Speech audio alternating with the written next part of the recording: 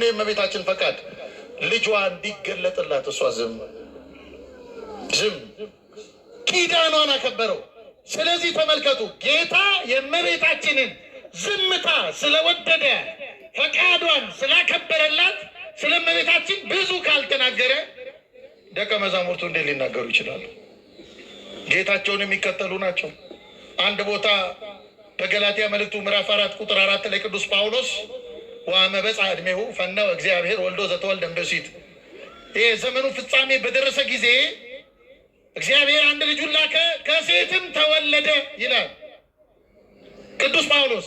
ለምንድን ነው ማርያም ብሎ ያልጠራት ብትሉኝ፣ ጌታ ያከበረውን አከበረና ዝም። ይሄ ብቻ አይደለም። ጌታችን ወደ መስቀል ሲወጣ መስቀል ተሸክሞ ሲወጣ መከራ ሲቀበል በጣም ብዙ ደጋግ ሴቶች የክርስቶስን መከራ እያዩ ደረታቸውን እያደቁ ዋይ ዋይ እያሉ ሲያለቅሱ ሲጮሁ፣ አንድ ልጇን የተነጠቀች እናት ደረት ሲመታ ምን ልታደርግ ይገባል ብላችሁ ታስባላችሁ? ጥልቅ ዝምታዋ የውስጥ ሐዘኗን እንኳን ገተው ታውቃላችሁ። አብራ ስትጮህ አልታየችም እመቤታችን። ውስጧ ነው የሚያለቅሰው። በቤተ ክርስቲያናችን ለሃ ማርያም የማርያም ለቅሶ የሚባል መጽሐፍ አለ። በሰሙነ ሕማማት በሰፊው ይተረካል። እመቤታችን ውስጧ አለቀሰ። አውጥታ ግን ታውቃላችሁ ድንግል ማርያም ምንም አላለችም፣ ምንም ዝም። ስለዚህ ወዳጆቼ እመቤታችን ቅድስት ድንግል ማርያም ዝም ስላለች የቅዱሳት መጻሕፍት አእምሮ ስላልደረሱባት ዝምታዋን አከበሩላት። በወንጌል በስፋት የማናገኛት ለዚህ ነው። ታዲያ ኦርቶዶክሳውያን እኛ ስለ እመቤታችን ለመረዳት ለማወቅ ምን ይጠበቅብናል ብትሉ መጸለይ ብቻ። መጸለይ በሉ። ጥቅስ መፈለግ አይደለም። አንድ መምህሬ ነበሩ፣ አሁን በሕይወት የሉም እና ይገርሙኛል። ምን ይላሉ መሰላችሁ? ለመናፍቅ ጠቅሶ ለሆዳም አጉርሶ አይቻልም ይላሉ። አሁን ሆዳም ሰው አጉርሳችሁት ይጠግባል? አይጠግብም። ጥቅስ አይጠግብም አለም። ጥቅስ አይጠግብም። አባቶቻችን እርሷን በዳሰሱበት መንፈስ ዳሷት እንድትገባችሁ እንድትረዳችሁ። እኔ ግን አንድ ነገር ነግራችኋለሁ። እመቤታችን ቅድስት ድንግል ማርያም ወዳጆቼ ለእግዚአብሔር የበቃች ሀገር ለእኛ አትጠበንም። ስሟ የተመሰገነ ይሁን።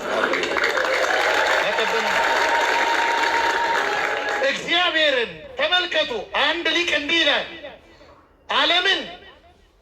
ዓለምን በመዳፉ ይዞ እርሷንም በእጁ ይዞ በማህፀኑ አደረ። ትፈታለህ ወዳጄ? ምን ነው ይፈታል? ማክስ ነው ይፈታል? ሎጂክ ነው ይፈታል? ምን በቃ ለዚህ ነው ምን አለ? እኛስ አለ እንደ ማርያም አርምሞን ገንዘብ እናደርጋለን። በቃ ሊቁ አርምሞን ድንግል ማርያም በዝምታዋ ወንጌል የምትሆን እናት ወዳጆቼ፣ አለቀ። ሁልጊዜ ይችን ቃል አትርሷት። እስቲ በሉ ለእግዚአብሔር የበቃች ሀገር በሉ። ለእግዚአብሔር የበቃች ሀገር ለእኛ አትጠበንም። ለእኛ አትጠበንም። ዓለም አይደለም ወዳጆቼ፣ ዓለም አይደለም። ራሱ መድኃኔዓለም አይጠይቀንም እንጂ ራሱ ቢጠይቀን ለምን አከበራችኋት ቢለን አንተን አቅፋ ስላየናት አከበርናት እንለዋለን። እንኳን ለዓለም ለልጇ እንኳን መልስ አለን። እርሱም ስለወለደችልን እንወዳታለን። ስለዚህ ኦ ማርያም በእንተ ዘናፈቅረኪ ወናቤኪ እስመ ወለድኪ ለነ መብልዐ ጽድቅ ዘበአማን ወስቴ ወዘበአማን። ድንግል ሆይ ስለዚህ እንወድሻለን፣ እውነተኛ የጽድቅ መብል ክርስቶስ ወልደሽልናልና በረከቱ አይደርብን።